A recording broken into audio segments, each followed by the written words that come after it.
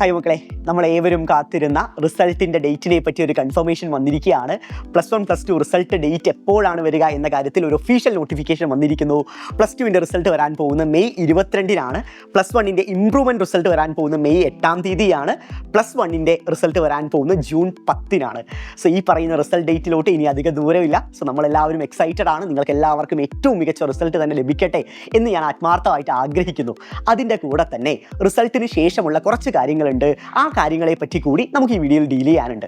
അതിലെ പ്രധാനപ്പെട്ട കാര്യം എന്ന് പറഞ്ഞാൽ +2 മക്കൾക്ക് റിസൾട്ട് വന്നതിന് ശേഷമായിരിക്കും ഇനി ഏത് കോഴ്സ് ഓപ്റ്റ് ചെയ്യണം, ഏത് കരിയറിലോട്ട് പോകണം എന്ന സംശയമൊക്കെ ഉണ്ടാവുക. സോ നിങ്ങളുടെ അത്തരത്തിലുള്ള സംശയങ്ങളെല്ലാം തീർക്കാൻ വേണ്ടി സൈലം ഒരു അടിപൊളി ഓൺലൈൻ കരിയർ ഫെസ്റ്റിവൽ കണ്ടക്ട് ചെയ്യുന്നുണ്ട്. നിങ്ങളെല്ലാവരും കേട്ടിരിക്കും. അതിന് വിളിക്കുന്ന പേരാണ് കരിയർ കോമ്പസ് എന്ന് പറയുന്നത്.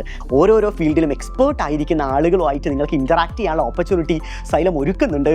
സോ ഇനി അങ്ങോട്ട് +2-ന് ശേഷം എന്ത് എന്ന സംശയം നിങ്ങൾക്ക് ആർക്കും ഉണ്ടാവാൻ പാടില്ല. സോ എല്ലാവരും ഇപ്പോൾ തന്നെ സ്ക്രീനിൽ കാണുന്ന QR കോഡ് ഒന്ന് സ്കാൻ ചെയ്ത് രജിസ്റ്റർ ചെയ്യുക. ഇനി അങ്ങോട്ടുള്ള എല്ലാ സെഷൻസും കൃത്യമായി തന്നെ അറ്റൻഡ് ചെയ്യുക.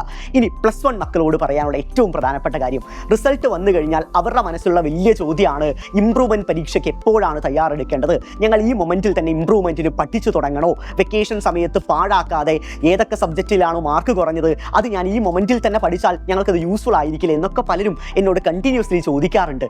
മക്കളെ, ഒരു കാരണവശാലും ഈ വെക്കേഷൻ പീരീഡിൽ നിങ്ങൾ +1 ഇംപ്രൂവ്മെൻറ്റിന് പഠിക്കേണ്ട ആവശ്യമില്ല. കാരണം ഇംപ്രൂവ്മെൻറ്റ് പരീക്ഷ നടക്കാൻ പോകുന്നത് നിങ്ങളുടെ +2 ബോർഡ് എക്സാമിൻ്റെ കൂടെ കൃത്യമായി പറയുകയാണെങ്കിൽ മാർച്ച് മാസത്തിലാണ്.